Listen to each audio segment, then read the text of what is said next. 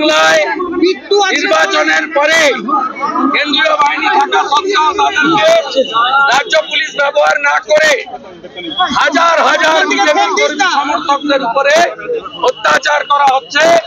আর সাংবিধানিক প্রধানের কাছে তার লিখিত অনুমোদন সত্য জ্ঞাপন দিতে দেওয়া হচ্ছে না, তথ্য দিতে দেওয়া হচ্ছে না। আমি আমার পক্ষ থেকে রাজ্যপালকে লিখিতভাবে মেল করেছি। ভিকটিমদের পক্ষ থেকে মামনি দাস তিনি লিখিত কমপ্লেন করেছেন। আমরা উচ্চ আদালতের হস্তক্ষেপ চাইব এবং কলকাতা পুলিশের বিরুদ্ধে দৃষ্টান্তমূলক ব্যবস্থা যাতে না হয় তার জন্য আমরা করব।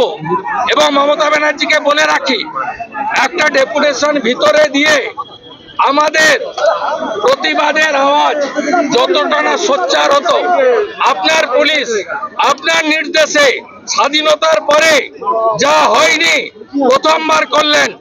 আপনি শুনে রাখুন, আমরাও 2,35,00,000 মানুষের ভোট পেয়েছি। আমাদের সঙ্গে 39% ভোটারের প্রত্যক্ষ সমর্থন রয়েছে।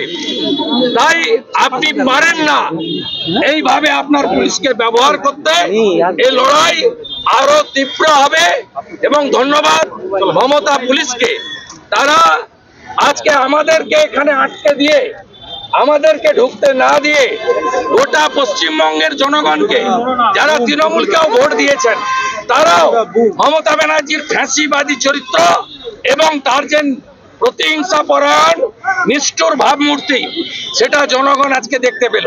যারা একটা নতুন দৃশ্য দেখলেন, সাংবিধানিক প্রধান মহামান্য রাজ্যপাল কাছে আমরা ভিকটিমদের নিয়ে আসার জন্য অনুমোদন চেয়েছিলাম। এই রাজ্যের বিরোধী দলনেতা হিসেবে আমি গতকাল উনাকে মেল করি। ওনার অফিস থেকে আমার সেক্রেটারিকে বলে মেল করে আপনারা সব ভিকটিমদের আনুন, আমি মিট করব। আজকে মমতার পুলিশ, কলকাতা পুলিশ মমতা ব্যানার্জির ভৃত্য বিনীত গোয়েলের নির্দেশে এখানে একজন ডিসির নেতৃত্বে চারিদিকে ব্যারিকেড করে 1 ঘন্টা এখানে আটকে রাখা হয়েছে। আমার সিকিউরিটিকে, পিএসওকে কলকাতা পুলিশের লোকেরা বলল অপেক্ষা করুন, জেনে আসছি। আর জেনে আসেনি। আর আমি মমতা বন্দ্যোপাধ্যায়ের মতো ভাঙচুর মারপিটের রাজনীতি করি না। আমি বেড়া নিজে হাত লাগাইনি। আমি এখানে 1 ঘন্টা ওয়েট করেছি in presence of every media. Governor সাহেবের ওএসডি এবং তার এডিসি কে মেসেজ করেছি। গভর্নর সাহেবের পক্ষ থেকে বলা হয়েছে রাজভবনের কাস্টোডিয়ান তারা, রাজভবনের বাইরের রাস্তা যেহেতু পুলিশের দায়িত্বে, তারা যে কাজ করেছেন অন্যায় করেছেন এবং গভর্নর সাহেব তার অফিসকে দিয়ে তিনি তার ওএসডি আমাকে যেটুকু জানিয়েছেন, তিনি মুখ্য সচিব, স্বরাষ্ট্র সচিবের কাছে রিপোর্ট চেয়েছেন। আমি তার মধ্যে যাচ্ছি না, যেহেতু মহামান্য রাজ্যপাল মহোদয়ের লিখিত অনুমোদন আছে এবং 144-এর নামে এখানে আটকানো যায় না। আমরা মিছিল করে যাইনি, সবাই গাড়িতে ছিল। আমরা পরবর্তীকালে যেহেতু আমার জনস্বার্থের মামলা হাইকোর্ট গ্রহণ করেছেন, 18 তারিখে শুনানি করবেন প্রধান বিচারপতির, মাননীয় প্রধান বিচারপতির বেঞ্চ, সেখানে আমরা যা করার করব।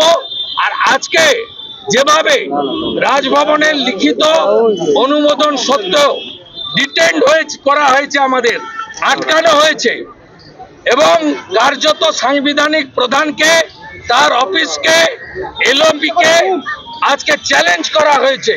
আমরাও এর চ্যালেঞ্জ সঠিক জায়গায় আগামীকালই করব। বিনীত গোয়েল প্রস্তুত থাকুন, আপনাকে আমি হুঁশিয়ারি দিয়ে যাচ্ছি। আমি যেখানে যাওয়ার যাব এবং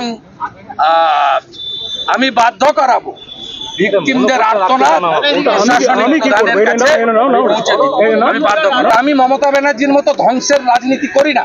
আমি এটাকে ভেঙে সরিয়ে পরেরটাকে ভেঙে সরিয়ে আমি নয় ঢুকতে পারতাম, নয় আমাকে তুলে নিয়ে যেতে পারলাম।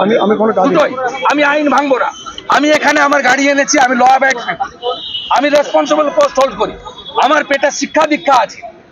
আমি মমতা ব্যানার্জির মতো নিম্ন মেধার অশিক্ষিত অর্ধশিক্ষিত নই।